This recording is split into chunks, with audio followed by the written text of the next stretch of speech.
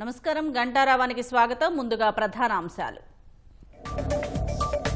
Belt షాపుల నియంత్రణకు సంస్కరణలు తీసుకురావాలన్న సీఎం. హర్యానా మోడల్ సబ్లీజు విధానాన్ని అధ్యయనం చేయాలని సూచన. పార్టీ కోసం కష్టపడి పనిచేసే వారికి గుర్తింపు ఇచ్చామన్న పవన్. రాజ్యాంగానికి లోబడే వ్యవహరించాలని సూచన.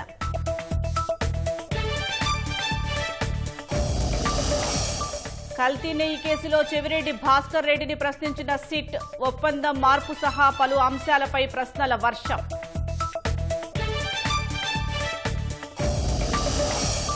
హిమాచల్ ప్రదేశ్ ఆసుపత్రిలో వైద్యుడు రోగి పరస్పర దాడి. బెడ్పై పడుకునే విషయంలో గొడవ జరిగిందన్న సిబ్బంది.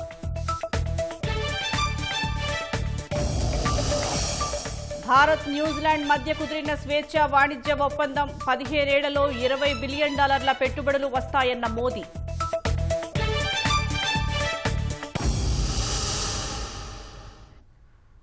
జనసేన పదవీ బాధ్యత కార్యక్రమంలో డిప్యూటీ సీఎం పవన్ కళ్యాణ్ జనసేనాని మాట్లాడుతున్నారు. మంగళగిరి నుంచి ప్రత్యక్ష ప్రసారం ద్వారా చూద్దాం.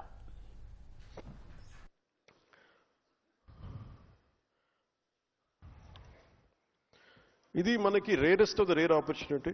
3.5 years ఇంకా సమయం ఉంది.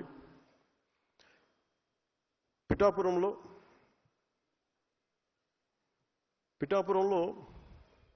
ఒక ఎక్సైజ్ స్టార్ట్ చేశాను. ఒక 10 పార్టీ పెట్టిన ఆల్మోస్ట్ ఒక 10 years పైన తర్వాత స్టార్ట్ చేశాను. అందరూ అంటున్న వాళ్ళు మీకు బూత్ కమిటీలు లేవు, మీకు వార్డు కమిటీలు లేవు అంటే అసలు ముందు నడవాలి కదా. పార్టీ నడిపిన తర్వాత, జనం వచ్చిన తర్వాత పెడతాం. ఏమీ లేకుండా ఎక్కడి నుంచి వస్తాయి? అందరూ రాత్రి పుట్టేశారు. లేదంటే కాంగ్రెస్ పార్టీ సడన్గా వైఎస్ఆర్ కాంగ్రెస్ పార్టీ అయిపోతే వాళ్ళకు ఉంటుంది. అది మాకు అలా కాదే. మా పంట మేము వాళ్ళకు ఉంటాయి. వాళ్ళ నాన్నగారు ముఖ్యమంత్రులు ఉండొచ్చు, బాబాయిలు ఇంకోలా ఉండొచ్చు, తర్వాత చంపేసేది వేరే విషయం అనుకోండి.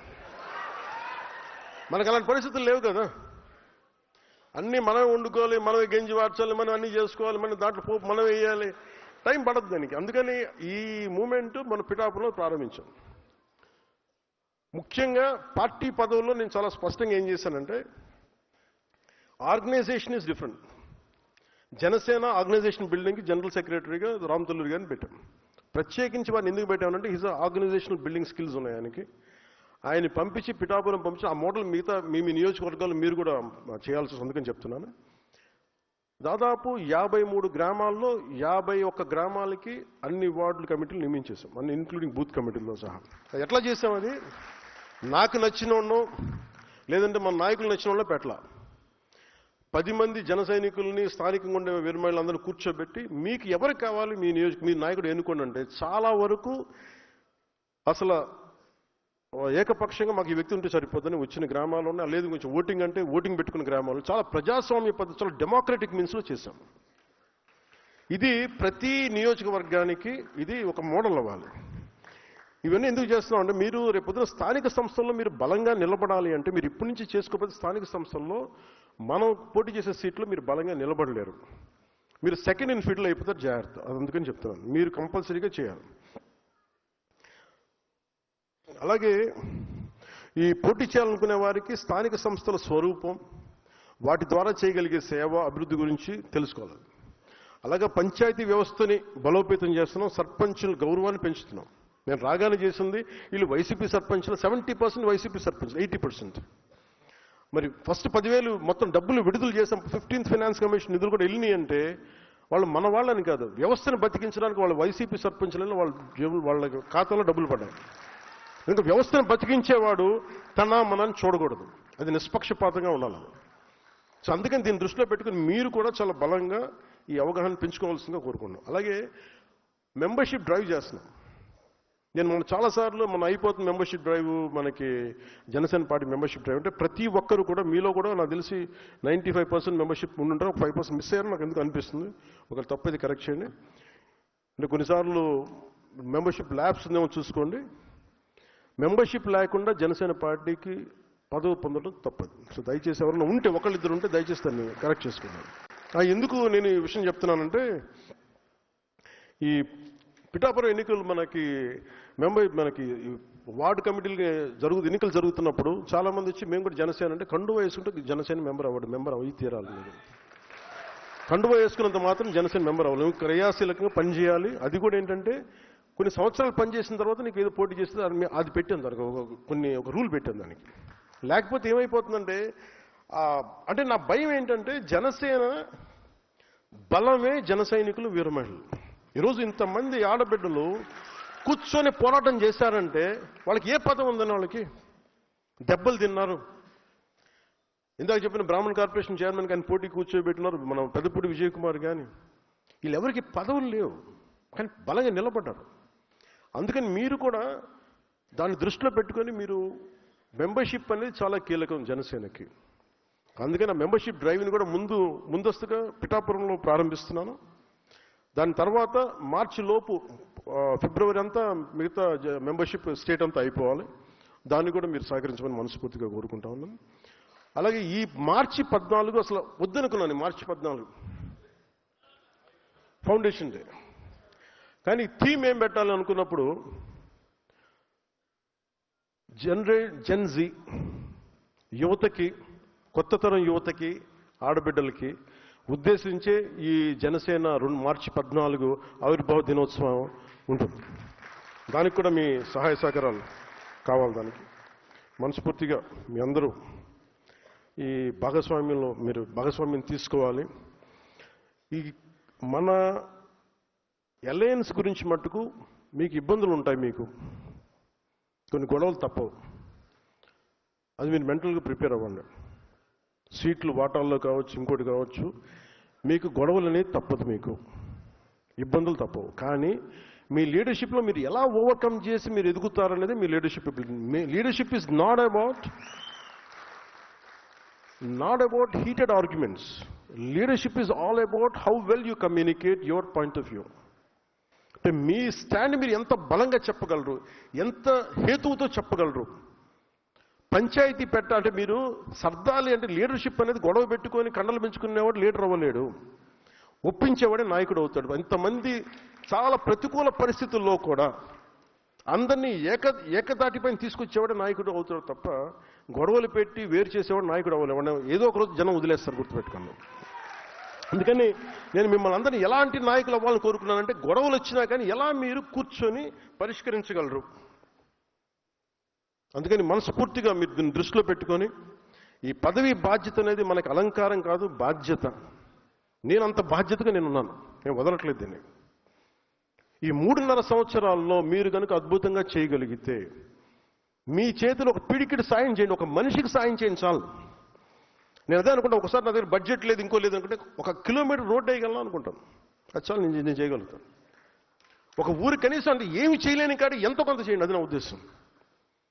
డబ్బులు ఎందుకు? నేను పొద్దున మన దుర్గేష్ గారు మాట్లాడుతా డబ్బులు ఇవి ఉన్నాయి కొంచెం టూరిజం ప్రాజెక్ట్ అంటే, మీరు ఐడియా పెట్టండి సార్, మన దగ్గర ఏమీ లేని కాడికి ఇంత దూరం వచ్చాం, ఒక రాష్ట్రానికి రాదా, ఇన్ని కోట్ల మంది తలుచుకొని సామూహిక శక్తి కనుకుంటే డబ్బులకి కొద ఉంటుందా అనుకున్నాం. మనం అనుకోవాలి, మన నిబద్ధతగా ఉంటాం, నిలకడగా ఉంటాం అనుకుంటే పెట్టుబడి పెట్టే వ్యక్తులు వస్తారు, మనమే ఎదుర్కొనుకోవాలి. ఆంధ్రప్రదేశ్ ఒక ప్రామాణికం చూపించాలి మనం.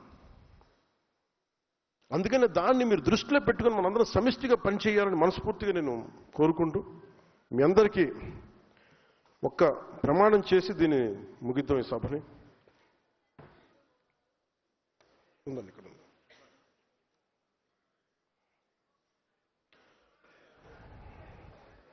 అమ్మ ఒక్క నిమిషం. మీరు అమ్మ మీరు అది ఎవరు అప్లికేషన్ ఇచ్చారు కదా, అది ఇవ్వండి ప్లీజ్.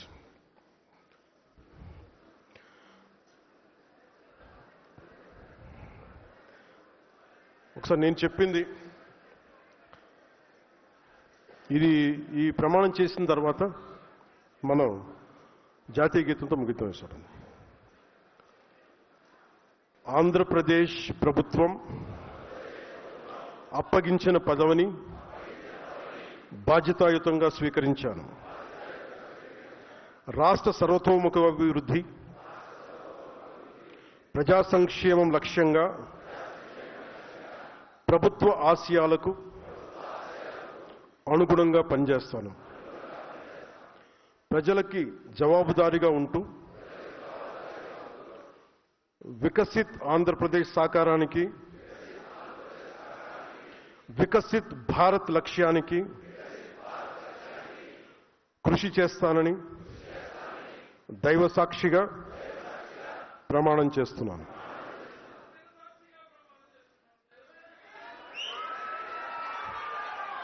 సరే, జాతీయ గీతం. जनगण मन अधिनायक जय हे भारत भाग्य विधाता, पंजाब सिंध गुजरात मराठा द्राविड उत्कल बंगा, विंध्य हिमाचल यमुना गंगा उच्चल जलधि तरंगा, तव शुभ नामे जागे, तव शुभ आशीष मांगे, गाहे तव जय गाथा। जन गण मंगलदायक जय हे भारत भाग्य विधाता, जय हे जय हे जय हे जय जय जय जय हे।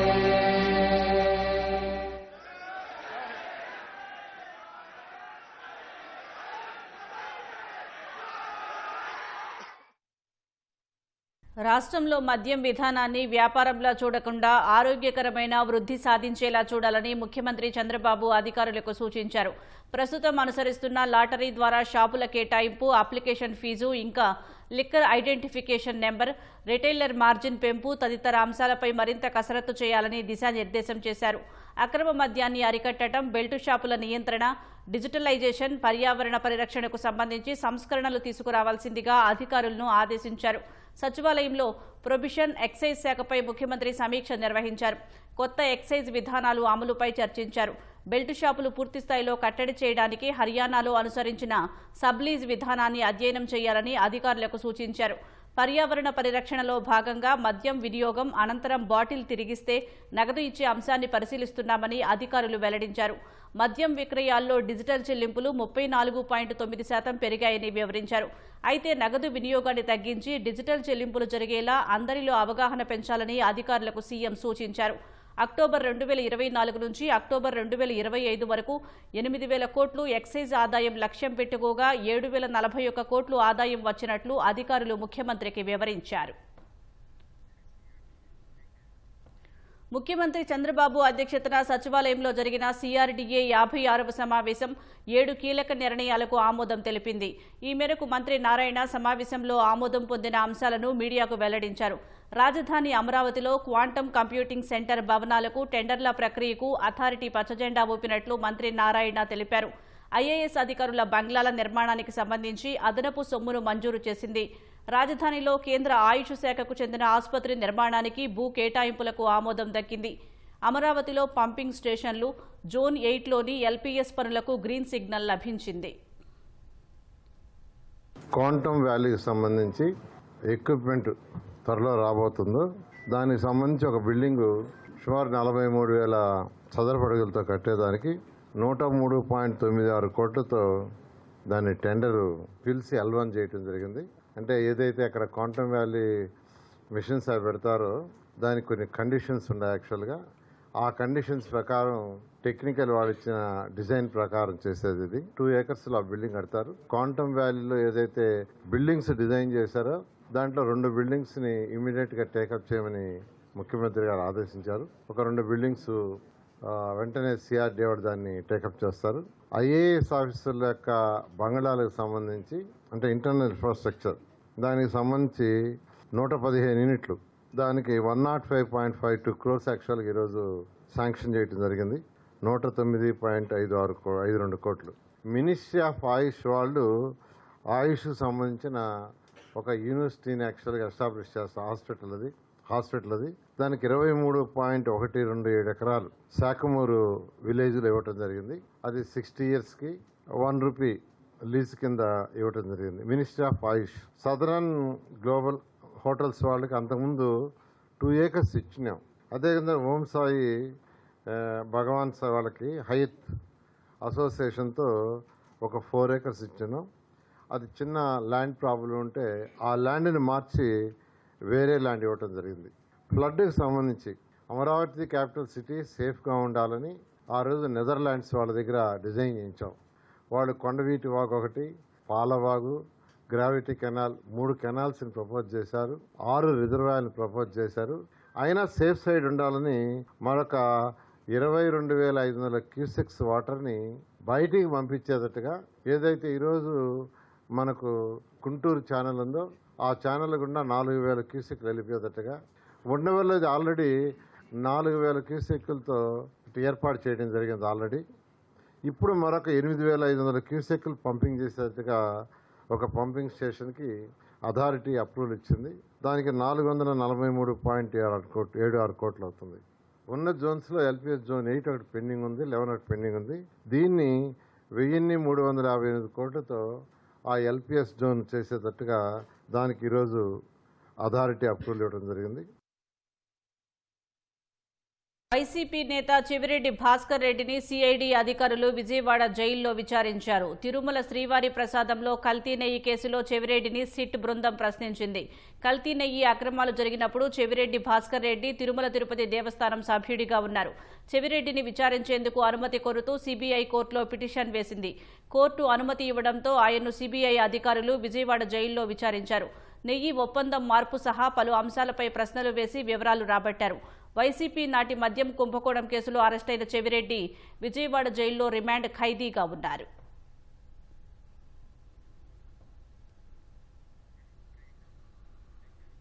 జిల్లాల సరిహద్దులపై కొన్ని ప్రాంతాల్లో ర్యాలీలు కొనసాగాయి. తిరుపతి వద్దు నెల్లూరు ముద్దు అంటూ నెల్లూరులో రావూరు వాసులు ర్యాలీ నిర్వహించారు. రావూరు ప్రాంతాల నుంచి వచ్చిన స్థానికులు కలెక్టరేట్ వద్ద ప్లకార్డులు చేతపట్టి నెల్లూరు జిల్లాలోనే ఉంటామని నినాదాలు చేశారు.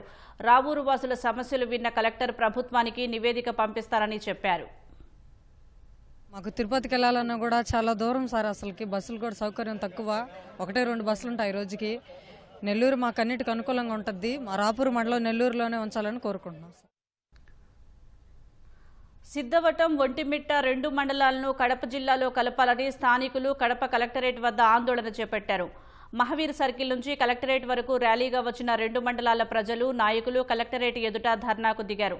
టీడీపీ పొలిట్ బ్యూరో సభ్యుడు శ్రీనివాసులు రెడ్డి ఆధ్వర్యంలో పార్టీ నేతలు జిల్లా కలెక్టర్ శ్రీధర్కు వినతి పత్రం అందజేశారు. ప్రజల మనోభావాలను దృష్టిలో పెట్టుకుని విజ్ఞాపనలను ప్రభుత్వానికి పంపిస్తారని కలెక్టర్ హామీ ఇచ్చారు. ఇప్పుడు ఈ జిల్లాల విభజనలో ఒంటిమిట్టను, సిద్ధవటాన్ని రెండింటినీ కూడా అన్నమయ్య జిల్లాలో కలపడం వల్ల అక్కడ ప్రజలు చాలా ఇబ్బందులు గురవుతున్నారు. ఎందుకంటే 4 కిలోమీటర్ల దూరంలో కడపకు సిద్ధవటం ఉంది, 10 కిలోమీటర్ల దూరంలో ఒంటిమిట్ట ఉంది. ఈ 70 కిలోమీటర్ల దూరంలో ఉన్న రాయచోట్ల అన్నమయ్యలో కలిపితే వాళ్ళు చాలా ఇబ్బంది పడతారని చెప్పి ఉద్యమాలు, ధర్నాలు చేస్తున్నారు. ఈరోజు జిల్లా కలెక్టర్ కంటే ఈ నెల 31వ తేదీ వరకు ఈ గజెట్ నోటిఫికేషన్ మీద అభ్యంతరాలు తెలుపుతూ ప్రభుత్వం సమయం ఇచ్చినందువల్ల ప్రజలందరూ కూడా 2 మండలాల నుంచి కూడా ఈరోజు జిల్లా కలెక్టర్ను కలవాలని వస్తే కలెక్టర్ గారి సమయం తీసుకొని కలెక్టర్ గారికి రిప్రజెంటేషన్ కూడా ఇవ్వడం జరిగింది. ఏది ఏమైనా మళ్ళీ ఈ 3-4 రోజుల్లో కూడా ముఖ్యమంత్రి గారిని, రెవెన్యూ మినిస్టర్ గారిని కూడా మళ్ళా ఒకసారి కలిసి వీళ్ళ విజ్ఞప్తిని మనం వాళ్ళ దృష్టికి తీసుకుపోయేటట్టు చేసి దాన్ని ఇక్కడే ఉండే విధంగా అన్ని రకాలుగా కూడా కృషి చేస్తామని చెప్పి ఎవరు కూడా ఆందోళన పడద్దు. కొత్తగా ఏర్పాటు చేయబోయే పోలవరం జిల్లాలో కలపాలంటూ కుక్కునూరు, వేలేరుపాడు, జీలుగుమిల్లి, బుట్టాయిగూడెం మండలాల ప్రజలు అల్లూరు జిల్లా కేంద్రం పాడేరులో కలెక్టర్కు వినతి పత్రం ఇచ్చారు. కొత్తగా ఏర్పాటయ్యే పోలవరం జిల్లాలో తమ ప్రాంతాలను కలపాలని కోరారు. జిల్లా ప్రకటించి పోలవరం నియోజకవర్గంలో ఉన్న షెడ్యూల్డ్ మండలాలైన పోలవరం, బుట్టాయిగూడెం, జీలుగుమిల్లి, కుక్కునూరు, ఏలేరుపాడు గ్రామాలని ఆ జిల్లాలో కలపలేదు. ఆ కలపమని అడిగే ఉద్దేశంతో కలెక్టర్ గారిని కలవటానికి ఈరోజు పాడేరు రావడం జరిగిందండి. మాకేంటంటే షెడ్యూల్డ్ ప్రాంతం అంతా షెడ్యూల్డ్ జిల్లాలో ఉన్నట్లయితే ట్రైబల్కి న్యాయం జరుగుద్దనే ఉద్దేశంతో మేము కలపాలని కోరుకుంటున్నాం. మాది పోలవరం నియోజకవర్గంలో కుక్కునూరు మండలం నుండి వచ్చాము. మాది పోలవరం జిల్లా ప్రకటించారు, గవర్నమెంట్ ద్వారా పోలవరం జిల్లా ప్రకటించారు, మాకు మంచిదే. కానీ ఆ పోలవరం నియోజకవర్గంలో ఉన్నటువంటి మండలాలు 5 మండలాలు పోలవరం, బుట్టాయిగూడెం, జీలుగుమిల్లి, అలాగే కుక్కునూరు, వెల్లేరుపాడు మండలాలను కూడా ఈ యొక్క పోలవరం జిల్లాలో కలిపినట్లయితే మాకు ఉన్నటువంటి ఏజెన్సీలో ఉన్నటువంటి అనేక వనరులు అంటే చట్టపరంగా అయినా అనేక ఇబ్బందులు లేకుండా మాకు మంచిగా ఉంటాయని మేము ఆశిస్తున్నాం. కర్నూలు జిల్లా ఆదోని మండలంలోని 16 గ్రామాల ప్రజలు తమ గ్రామాలను కొత్తగా ఏర్పాటు చేస్తున్న పెద్ద హరివాడం మండలంలో విలీనం చేయడాన్ని వ్యతిరేకిస్తూ దీక్షలు చేపట్టారు. కేవలం 5 కిలోమీటర్ల దూరంలో ఉన్న ఆదోని మండలంలోనే తమను కొనసాగించాలని 40 కిలోమీటర్ల దూరంలో ఉన్న పెద్ద హరివాడంలో విలీనం చేయడంపై ఆవేదన వ్యక్తం చేస్తున్నారు. హిమాచల్ ప్రదేశ్లోని సిమ్లాలో అతిపెద్ద ఆసుపత్రి అయిన ఇందిరాగాంధీ మెడికల్ కాలేజీలో డాక్టర్ రోగి మధ్య కొట్లాట చోటు చేసుకుంది. చికిత్స కోసం వచ్చిన రోగిపై వైద్యుడు పిడిగుద్దులు కురిపించాడు. పక్కన ఉన్నవారు అడ్డుకుంటున్నా వినిపించుకోలేదు. అయితే రోగి సైతం డాక్టర్ను కాలితో తన్నినట్లు బయటకొచ్చిన దృశ్యాల్లో కనిపిస్తోంది. దాడి ఘటనపై రోగి బంధువులు తీవ్ర ఆగ్రహం వ్యక్తం చేశారు. సదరు డాక్టర్ను వెంటనే బర్తరఫ్ చేయాలని ఆందోళనకు దిగారు. దీంతో ఆసుపత్రి యాజమాన్యం ఈ ఘటనపై అధికారిక విచారణకు ఆదేశించింది. ఎండోస్కోపీ చికిత్స కోసం ఓ రోగి ఆసుపత్రికి వచ్చారని సిబ్బంది తెలిపారు. బెడ్పై పడుకునే సమయంలో డాక్టర్కు రోగికి మధ్య చిన్నపాటి వాగ్వాదం మొదలైనట్లు చెప్పారు. డాక్టర్ దురుసుగా ప్రవర్తించగా మీరు ఇంట్లో కూడా ఇలాగే మాట్లాడతారా అని రోగి ప్రశ్నించడంతో గొడవ ముదిరినట్లు తెలుస్తోంది. మరోవైపు ఈ ఘటనపై వైద్యులు ఆందోళన వ్యక్తం చేశారు. రోగులు వారి సహాయకులు తరచుగా తమను వేధిస్తున్నారని వాపోతున్నారు.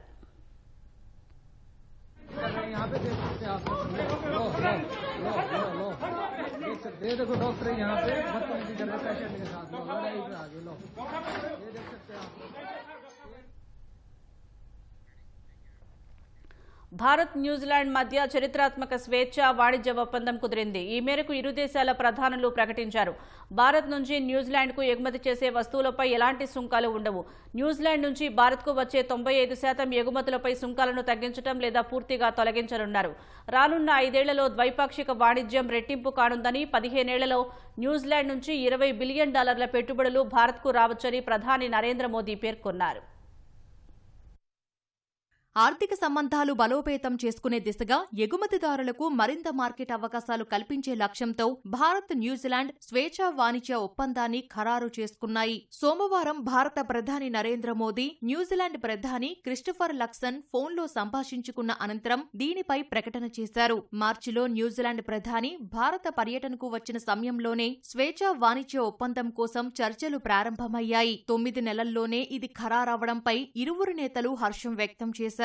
దీనిపై 3 నెలల్లో సంతకాలు చేసే అవకాశముందని, వచ్చే ఏడాది నుంచి అమల్లోకి రావచ్చని భారత వాణిజ్య కార్యదర్శి వెల్లడించారు.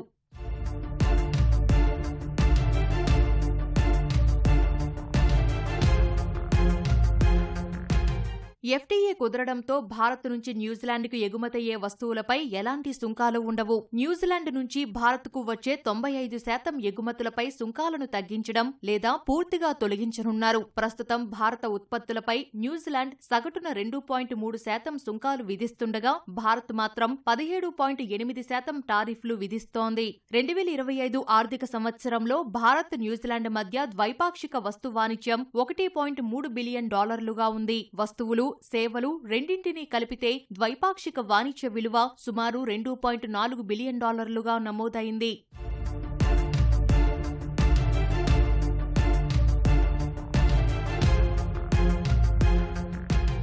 భారత్ నుంచి ప్రధానంగా ఇంధనం, వస్త్రాలు, ఔషధాలు, ఆటోమొబైల్ విడిభాగాలు, బాస్మతి బియ్యం, రొయ్యలు, బంగారు ఆభరణాలు న్యూజిలాండ్కు ఎగుమతవుతున్నాయి. భారత్కు కలప, పేపర్ పల్ప్, ఉక్కు, అల్యూమినియం, ఉన్ని, పాలు, యాపిల్స్, కివీ పండ్లను న్యూజిలాండ్ ఎగుమతి చేస్తోంది. వస్తువుల కంటే సేవా రంగంలో ఇరు దేశాల మధ్య వాణిజ్యం బలంగా ఉంది. భారత్ నుంచి ఐటీ, సాఫ్ట్వేర్, టెలికాం, ఆరోగ్య సంరక్షణ, ఆర్థిక సేవలు న్యూజిలాండ్కు ఎగుమతవుతున్నాయి.